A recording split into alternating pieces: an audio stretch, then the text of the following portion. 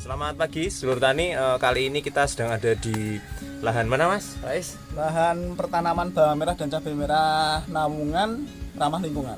Nah, kali ini kita akan membicarakan mengenai PHT pada cabai. Jadi kenapa sih PHT itu perlu dan PHT itu sebenarnya seperti apa? Nah, gimana Mas Rais? PHT itu seperti apa? Oh ya, okay. Mungkin untuk sedulur tani secara keseluruhan atau secara awam itu mungkin masih awam sekali dengan istilah PHT nggih. Itu ngertinya kan pengendalian. Panjangnya apa itu Mas PHT? Nah, panjangnya itu adalah pengendalian hama terpadu. Pengendalian hama terpadu. Nah, mengapa disebut pengendalian hama terpadu? Itu dikarenakan pengendaliannya itu bersifat perpaduan. Ya, perpaduan. Jadi tidak hanya semata-mata misalnya kimia saja, okay? Atau agensia hayati saja, atau nabati saja. Tapi perpaduan. Jadi perpaduan mengkolaborasikan semua kegiatan untuk mengawal pertanaman supaya tanaman itu dapat berproduksi baik. Nah, ada empat prinsip PHT. Apa aja itu Mas? Yang pertama, budidaya tanaman sehat. Budidaya tanaman sehat. Jadi kita itu membudidayakan tanaman itu harus yang pertama itu adalah benih. Benih itu harus benar-benar benih bermutu. Secara kualitas itu bermutu. Ya. Jadi nanti itu juga dari benih itu nanti kita menyumbang 60% sendiri dari keberhasilan tanaman kita. Berarti paling gede yang malah benih ya Mas ya? Iya, benih itu. Karena apa? Kalau benihnya tidak berkualitas, otomatis tanamannya juga tidak akan produksi dengan baik, juga mungkin akan terserang OPT-nya juga lebih rentan.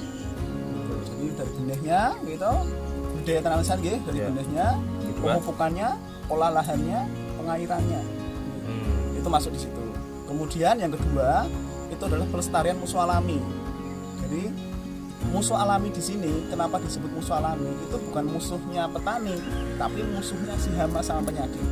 Kenapa disebut musuh alami? Karena memang dia itu ada di lahan untuk mengimbangi si hama dan penyakit. Gitu. Ya. Itu kita lestarikan. Bagaimana caranya? Ada beberapa contohnya. Semisal, kalau misalnya kita tahu parasitoid, ya. Parasitoid itu salah satu jenis musuh alami. Kalau misalnya kita di lapang menemukan ulat, ulat itu di badannya itu menghitam, terus dia mati. Tapi dari tubuh ulat nanti akan keluar tawon kecil. Nah itu parasitoid yang larva. Ada juga yang telur hama misalnya di penggerak batang atau di telurnya Pseudothera litura di cabai. Itu nanti ada telur-telur itu yang menetasnya bukan ulatnya penggerak batang atau ulatnya si Pseudothera lituranya, tapi dia menetas tawon lain. Tuh, jadi si parasitoid ini nanti akan menghinggapi atau meneluri si telurnya itu. Nanti menetasnya bukan si ulatnya, tapi menetasnya adalah si parasitoid tadi. Itu salah satunya. Yang kedua, predator, misalnya laba-laba. Ada kalau misalnya di padi atau di cabai juga ada namanya tomcat atau coccinella, kumbang helm. Nah, itu kan musuh alaminya untuk apis gitu ya, tomcat untuk wereng. Nah, itu kita lestarikan. Caranya? Nah, caranya salah satu pelestariannya yang paling mudah itu adalah penanaman refugia. Nanti kita terangkan apa itu refugia. Nanti untuk refugia kan kita terangkan lebih lanjut setelah ini. Jadi ini mengenai PHT itu apa terlebih dahulu. Ya, Oke. Betul. Itu yang kedua. Yang ketiga. Jadi yang pertama budidaya tanaman sehat, yang kedua adalah pelestarian musuh alami, yang ketiga adalah pengamatan rutin atau pengamatan mingguan. Tanaman hortikultura pada khususnya itu tidak bisa ditinggal. Gitu. Kalau misalnya cabai, kita tinggal seminggu saja, itu nanti pasti akan pertama yang bulimanya. Entah itu nanti akan keriting, entah itu nanti akan diserang lalat buah dan sebagainya. Jadi pengamatan itu penting. Pengamatan rutin itu kita pagi atau sore kita mengamati lahan kita, apakah ada indikator di situ nanti akan terjadi semacam penyakit atau hama, ada populasi hama atau tidak. Selain itu pengamatan rutin tidak semata-mata untuk melihat hama dan penyakit saja, tapi juga melihat kondisi pertanamannya. Pertama, nanti kalau kita sering pengamatan itu tahu kondisi tanamannya. Oh, ini ternyata kekurangan unsur gitu. Kuningnya ternyata ini bukan kuning karena gulai, bukan karena gemini virus, tapi ternyata karena unsur makronya kurang. Jadi nanti petani itu bisa mengenali tanaman itu apakah itu benar terserang penyakit atau defisiensi unsur hara atau terkena penyakit hama. Itu biasanya bisa membedakan. Itu dengan cara pengamatan rutin. Berarti ini intinya petani itu memang harus lebih pengamatannya lebih ekstra ya kalau mau menjalankan prinsip ini ya. Jadi pengamatan rutin itu penting karena itu tadi ya namanya pertanian itu kalau tanaman tidak diambah coro wong Jawane ya tidak ora ditileki gitu ya. Ora ditileki ya, orang enggak dilihat, enggak diamati, itu enggak dijak omongan. Ini kan omongan ya, omongan sama tanduran ora kowe sadurung enggak, tapi kita lihat, kita biak gitu. Di sini hubungannya ternyata ada gegemete. Oh, ini adalah trip. Oh, tripnya ini nanti akan menyebabkan keriting di atas. Berarti kita harus atasi. Nah, itulah kenapa pengamatan rutin itu diperlukan untuk apa? Untuk menerapkan pengendalian apa yang akan dilakukan selanjutnya. Jadi tidak semata-mata ini harus langsung disemprot. Enggak. Kalau misalnya diamati, ini ternyata mas ada tripnya, tapi ternyata ada kumbang hilumnya banyak. Berarti kan nggak usah disemprot. Ya, berarti populasinya masih imbang. Gitu, ya. Itu yang ketiga ya pengamatan rutin. Yang keempat adalah petani yang ahli PHT. Nah, petani yang ahli PHT itu tadi itu. Jadi petani itu bisa memutuskan, ternyata ini ada OPT-nya, ada hamanya, tapi di situ juga ada musuh alaminya. Enggak masalah gitu. Di sini ternyata gulmanya banyak, berarti harus aku siangi gitu ya.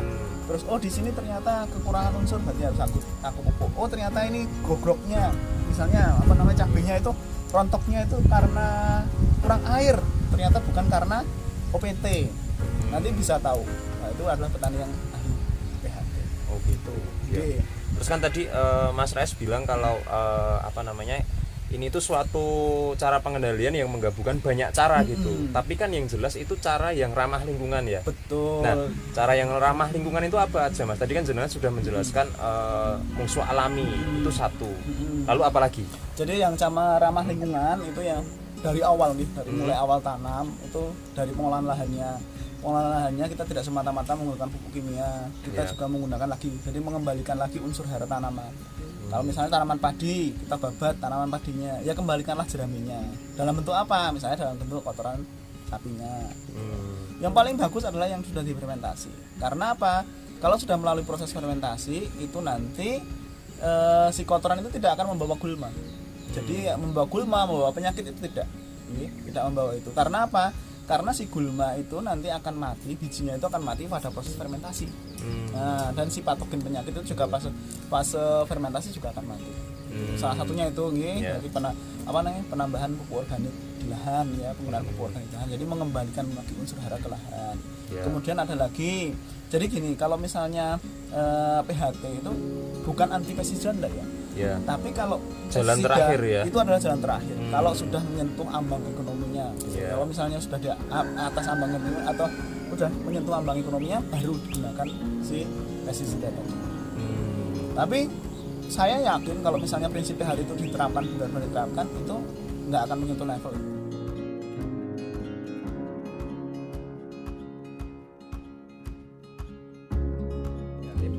Agensi pengendali hayati bisa kan Mas? Agensi pengendali hayati itu salah satu dari PHT. Nah itu nanti untuk agensi pengendali hayati nanti juga akan kami jelaskan di video selanjutnya. Begitu, jadi pantau terus channel ini untuk bila nanti teman-teman pengen tahu apa sih agensi pengendali hayati, apa sih refugia. Nah itu sudah terjawab, berarti sudah 3 ya Mas. Ada lagi? Yang mana Pak? Kan tadi sudah pakai tanaman sehat, pakai predator, kemudian agensi pengendali hayati, pakai pupuk organik yang sudah fermentasi, apalagi? Kearifan lokal. Kalau pakai jebakan? Penjebak misalnya perangkap, ada perangkap misalnya light trap, perangkap lampu bisa, perangkap likat juga bisa. Itu juga salah satu bentuknya ya untuk PHT ya? Iya, jadi tidak semata-mata menggunakan kimia. Gitu. Jadi ada yang pestisida nabati juga bisa kan? Oh iya. Pakai pestisida nabati juga bisa. Jadi kearifan biasanya itu petani-petani itu mempunyai kearifan lokal di situ. Misalnya kondisi di Bantul beda dengan kondisi di Sleman untuk penerapannya. Misalnya ya di Sleman itu ada penggunaan dengan bawang putihnya gitu, bawang putih telur dan air teganya misalnya, yaitu yang untuk apa namanya untuk kesnapnya. Kemudian di Kulon Progo itu ada yang menggunakan kapur yang buat ngelabur itu loh, kapur masih hidup ya.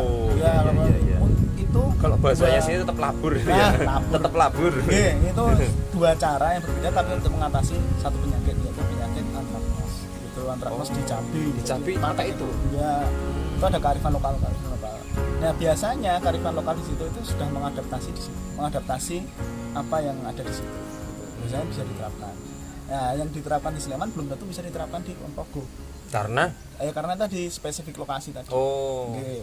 Baik dari kondisi tanahnya, baik dengan suhu lingkungannya dan sebagainya, itu mempengaruhi juga untuk perkembangan. Jadi biasanya kearifan lokal itu yang lebih bagus diterapkan. Ya baik, mungkin itu cukup ya Mas untuk penjelasan pembukaan materi mengenai PHT mungkin cukup sekian. Jadi kalau diulas balik nih Mas, apa aja tadi? Yang pertama itu adalah budidaya tanaman sehat. Itu satu. Ya, yang kedua itu adalah pelestarian musuh alami. Ya. Yang ketiga itu adalah pengamatan rutin. Atau pengamatan lingkungan. Yang keempat adalah petani-petani yang ahli PHT. Nah, itu. Jadi kalau misalnya teman-teman sedulur tani yang nanti mau jadi ahli PHT, tonton terus channel ini. Nanti pasti akan kami share apabila kami punya sesuatu yang bisa bermanfaat untuk sedulur-sedulur tani. Terima kasih.